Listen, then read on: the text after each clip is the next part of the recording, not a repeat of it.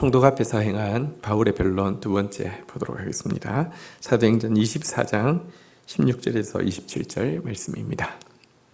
16절 이것으로 말미암아 나도 하나님과 사람에 대하여 항상 양심의 거리낌이 없기에 힘쓰나이다. 바울은 자신이 가지고 있는 신앙이 무슨 정치적인 메시아 운동이 아니라는 것 밝혔고요. 조상들의 하나님을 이 나사렛 예수의 진리를 통하여서 섬기고 있고, 율법과 선지자들의 기록을 믿고 또 하나님을 향한 소망을 가지고 의인과 악인의 부활을 믿는 이런 믿음, 이 신앙적인 문제라는 사실을 밝혔고요. 또 이 신앙이라는 것이 비신자에게는 얼마나 막연하고 모호한 이야기입니까? 이 신앙을 일반화해서 하나님 앞에서, 사람의 앞에서 양심에 거리낌 없는 삶을 살기 위해서 힘쓰는 것이다 라고 자기의 신앙을 일반화해서 설명하고 있습니다. 여러분, 바른 믿음, 바른 신앙이 무엇일까요? 바른 믿음은 착한 양심과 함께 합니다. 반대로 이야기하면 양심을 버린 사람, 양심의 불도장을 맞아서 더 이상 찔리지 않는 사람은 믿음이 아닙니다. 믿음에 있어서도 파선한 것과 같이, 배가 깨어진 것과 같이 믿음이 아닙니다. 성경에 보면 믿음과 착한 양심을 가지라. 어떤 이들은 이 양심을 버렸고 그 믿음에 관하여는 파선하였느니라 이렇게 이야기하고 있는데요. 어쨌든 자기는 정치적인 무슨 이 반란을 기획하고 있는 사람이 아니라 신앙생활하고 있는 사람이며, 신앙생활이라는 게 무엇이냐? 하나님 앞에서, 사람 앞에서 양심에 거리낌 없이 살기 위해 몸부림치는 것이다. 이렇게 지금 이제 밝히고 있는 것입니다. 자, 그러면서 이제 구체적으로 그러면 자기가 예루살렘에 왜 올라왔는지에 대해서, 그리고 와서 무슨 일을 했는지에 대해서 이제 변호합니다. 17절 여러 해 만에 내가 내 민족을 구원할 것과 재물을 가지고 와서 18절 드리는 중에 내가 결례를 행하였고 모임도 없고 소동도 없이 성전에 있는 것들을 그들이 보았나이다. 그러나 아시아에서부터 온 어떤 유대인들이 있으니 19절 그들이 만일 나를 반대할 사건이 있으면 마땅히 당신 앞에 와서 고발하였을 것이요. 20절 그렇지 않으면 이 사람들이 내가 공회 앞에 섰을 때에 무슨 옳지 않은 것을 보았는가 말하라 하소서. 자, 여기까지 좀 보도록 하겠습니다. 자, 자기는 사실 예루살렘에 올라와서 한 일은 지금 예루살렘이 너무 기근으로 말미암아 어려운 상황이 있는데요. 구제연금을 가져와서 전달한 것 했고, 그리고 예루살렘에 올라와서 한 것은 결례의 제물을 바치고 결례를 행한 것, 이것밖에 없다고. 내가 이 결례를 행하는 기간 동안에 무슨 모임을 만든 적도 없고 소동을 일으킨 적도 없고, 사실 지금 나를 직접적으로 이렇게 죽이려고 하고 소동을 일으킨 사람들은 아시아에서부터 올라온 유대인들인데, 만약에 그들에게 구체적인 증거가 있으면 그들이 증인으로 이 자리에 왔었어야 한다라고 이야기를 하고 있습니다. 사실 그들이 막 소동은 일으켰지만 구체적인 건수가 없기 때문에 괜히 잘못 왔다가는 그들이 이렇게 불법 소동을 일으킨 것에 대한 책임을 그들이 스스로 져야 된다는 걸 알기 때문에 아무도 증인으로 나오지 않았다는 것이죠. 또 천부장이 이제 그를 데리고 산헤드린 공의회 갔던 때가 있지 않습니까? 산헤드린 공의도 거쳤는데, 공의회 때에 예를 들면 무슨 구체적으로 혐의가 확인된 일이 있으면 그것 가지고 직접 고발을 하라고, 산헤드린 공의회에서 무슨 문제가 발견된 게 있으면 직접 고발해야 되지 않습니까? 라고 이야기합니다. 그러면서 산헤드린 공의회에서 있었던 결론은 21절 오직 내가 그들 가운데 서서 외치기를 내가 죽은 자의 부활에 대하여 오늘 너희 앞에 신문 받는다 한 이 한 소리만 있을 따름이니이다 하니, 사실 바울이 지혜롭게 이야기했죠. 나는 죽은 자의 부활에 대한 소망, 이거 내가 믿습니다. 내가 가르치는 것은 이것입니다. 라고 예수 그리스도의 부활에 대해서, 그리고 또 그 부활로 말미암는 우리 인간의 소망에 대해서 이렇게 나는 전합니다. 라고 했다가 바리새파와 사두개파가 서로 믿는 바가 다르기 때문에 막 논쟁했던, 심지어 바리새파가 바울을 두둔하기까지 했던 그 일이 사내들인에서의 신문의 내용 전체 아닙니까? 이렇다라고 밝힌 것입니다. 자, 지금까지 이 논란을 쭉 보면은, 이 변호의 과정을 보면은 정치적 운동도 아니었고, 또 종교적으로 그들이 성전을 더럽혔다라고 이야기했는데, 이건 좀 큰 문제가 될 수 있지만 성전을 더럽힌 적도 없고 구체적으로 어떤 혐의가 있는 것이 아무것도 없다는 것을 그의 변론을 통하여서 밝힌 것이죠. 자, 이렇게 되자 22절, 벨릭스가 이 도에 관한 것을 더 자세히 아는 고로 연기하여 이르되 천부장 루시아가 내려오거든 너희 일을 처결하리라 하고, 23절, 백부장에게 명하여 바울을 지키되 자유를 주고 그의 친구들이 그를 돌봐주는 것을 금하지 말라 하니라. 자, 그러니 천부장 그 총독은 이렇게 이야기합니다.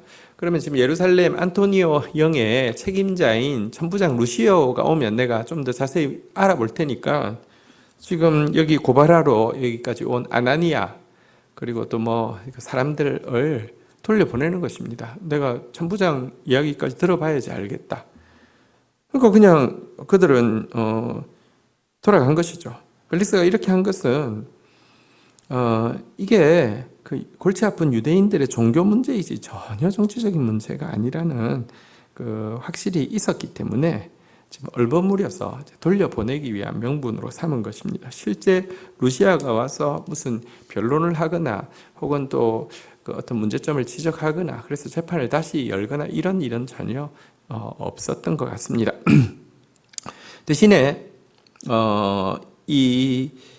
벨릭스는 이 바울을 구금하면서도 그렇게 막 혹독하게 하지는 않고 자유도 주고 또 접견도 할 수 있도록 하라고 백부장에게 명령을 하고 있습니다. 이게 전혀 문제될 소지가 없다는 걸 알고 있었고 또 로마 시민임을 알기 때문에 이렇게 배려를 해준 것이겠죠. 자, 이렇게 해서 저들이 돌아가고 나자 시간이 좀 지나자 24절 한번 보겠습니다. 수일 후에 벨릭스가 그 아내 유대 여자 드루실라와 함께 와서 바울을 불러 그리스도 예수를 믿는 도를 듣거늘.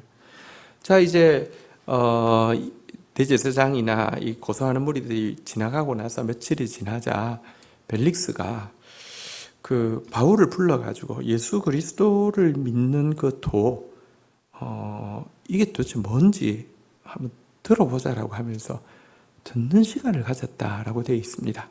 그리고 그의 아내인 드루실라도 함께 왔었다 이렇게 되어 있는데요. 이 부분에 대해서 좀 한번 말씀드리겠습니다. 여러분, 여기 드루실라라는 여인은 헤롯 아그리파 1세의 막내딸인데요. 헤롯 아그리파 1세는 여러분 성경에 보면 헤롯 대왕이라고 해서 실제 유대를 전체 다스리던 이렇게 헤롯 가문의 그 일대 왕이 있는데요. 그 이후에는 또 분봉왕이라고 해가지고 나라 전체를 다스리는 게 아니라 한 지역 조각조각 다스리는 분봉왕들이 다스렸는데요. 헤롯 아그리파 1세 때 다시 유대를 전체를 다스리는 그 할아버지처럼 유대 전체를 다스리는 이제 왕이 섰는데 그가 바로 헤롯 아그리파 1세였습니다. 그리고 그가 백성들의 인기를 끌기 위해서 사도 야고보를 살해하기도 했고요. 베드로까지 죽이려고 했던 인물이 바로 이 드루실라의 아버지입니다. 그러다가 수포로 돌아가게 되었고요. 그리고 이 드로아 시돈에서 이렇게 그 사람들이 자기들 이익을 위해서 막 아첨하고 이건 하나님의 소리다라고 이야기하니까 막 그것을 즐기다가 벌레가 쳐서 충이 쳐서 급사했던 인물이 바로 이 헤롯 아그리파 1세인데요. 이 사건이 사실은 이 드루실라에게 굉장히 커다란 충격을 주고 그냥 뭐랄까요, 신앙에 대해서 별로 생각이 없던 그녀가 아마도 신앙에 대해서 깊이 고민하게 되는, 하나님을 두려워하게 되는 어떤 계기가 된 것 같습니다. 아마도 이 드루실라의 영향 때문에 드루실라가 하도 쪼르니까 벨릭스가 바울을 불러서 이제 예수 믿는 도가 뭐냐고 이렇게 물은 것이죠. 자, 이때 바울이 또 무엇이라고 전도하는지 한번 좀 보도록 하겠습니다. 25절. 바울이 의와 절제와 장차 오는 심판을 강론하니 벨릭스가 두려워하여 대답하되 지금은 가라, 내가 틈이 있으면 너를 부르리라 하고. 근데 바울이 예수 믿는 도가 무엇이냐고 물어보니까 사형리를 전하면서 영접하시겠습니까? 이렇게 전하지 않았습니다. 여러분, 사실 벨릭스는 굉장히 악한 그 총독이라고 말씀드렸죠. 노예였다가 이제 자유인이 됐는데 총독까지 됐는데요. 마음은 여전히 노예의 마음이고 행위는 막 왕처럼 희저하니까 굉장히 악한 사람이었습니다. 그가 지금 아내의 이제 강권에 의해서 지금 나와 있긴 하지만 바울은 그에게 쉽게 예수 믿고 구원받고 평강을 얻고 이런 것 전하는 것이 아니라 복음의 핵심으로 의와 절제와 그리고 장차 올 심판을 전했습니다. 사실 그는 의롭지 못했고 절제하지 못했고 심판당할 수밖에 없는 존재입니다. 그에게 이 도를 통하여서 먼저 굳어진 양심을 자극하고 자신이 당할 심판에 대한 두려움을 느끼게 하고 회개하게 하는 복음을 전했던 것입니다. 복음은 그걸 믿고 나면 잘 된다가 아닙니다. 복음은 먼저 회개로부터 시작되어야 됩니다. 회개가 없는 복음은 복음이 아니죠. 사실 드루실라와 나오긴 했는데 드루실라가 워낙에 결혼을 한 유부녀였습니다. 그랬던 그녀를 유혹해서 다시 결혼을 한 관계가 이 지금 벨릭스와 이 드루실라의 결혼 관계였습니다. 어쨌든 그는 이 정치적으로도 또 가정적으로도 여러 가지 부도덕한 부분이 많았는데요. 그에게 의와 절제와 심판이 예수 믿는 도라고 가르친 내용을 우리는 좀 눈여겨 보아야 할 것입니다. 자, 그런데 막 양심의 가책이 오니까 견디지 못하고 내가 틈 있으면 너를 부르려고 그를 돌려보냈는데요. 그 양심의 가책이 왔을 때 이것을 받아들여서 회개했으면 얼마나 좋겠습니까? 자, 그러나 그의 태도를 한번 보시죠. 26절. 동시에 또 바울에게서 돈을 받을까 바라는 고로 더 자주 불러 같이 이야기하더라.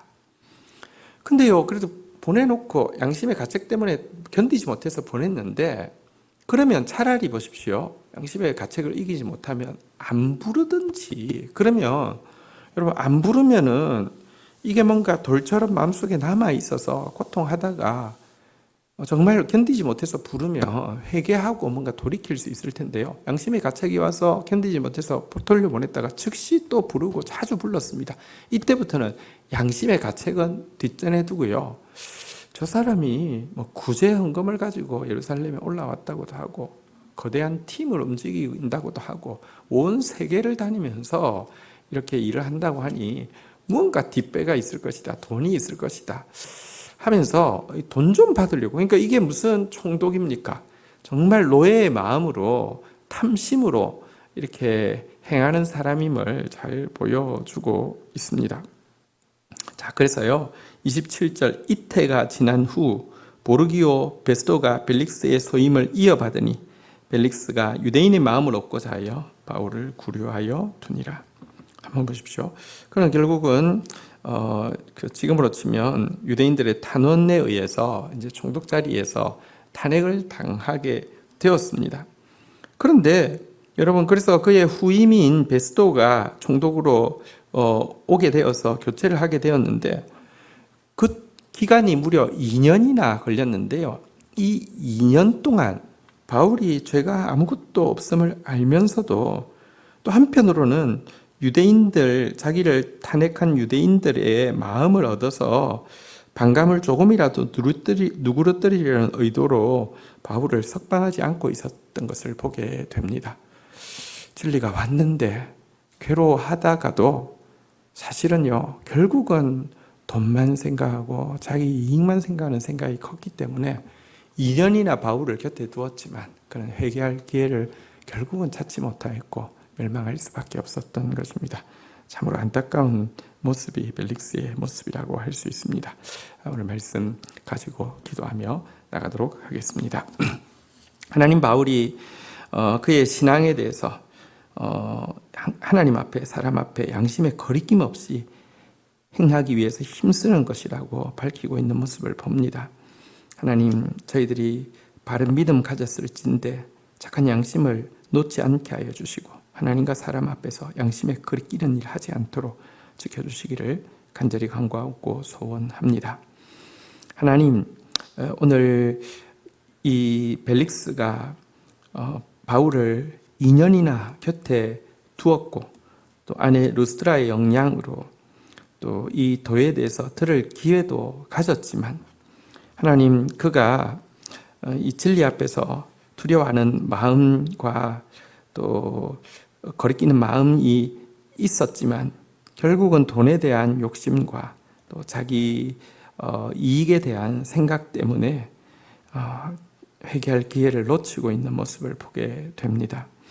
하나님, 복음이, 예수 그리스도를 믿는 복음이 의와 절제와 장차 오는 심판에 관한 것일진데 주여, 저희들이 정말 복음 가진 자로서 의와 절제와 심판을 준비하는 삶 살 수 있도록 인도하여 주시며 하나님, 나의 이익과 나의 탐욕으로 말미암아 복음 가지고 살면서도 진정한 회개에 이르지 못하는 벨릭스 같이 아둔한 사람 되지 않도록 저희를 지켜주시기를 간절히 간구하고 소원합니다. 감사합니다. 예수 그리스도의 이름으로 기도 올립니다. 아멘.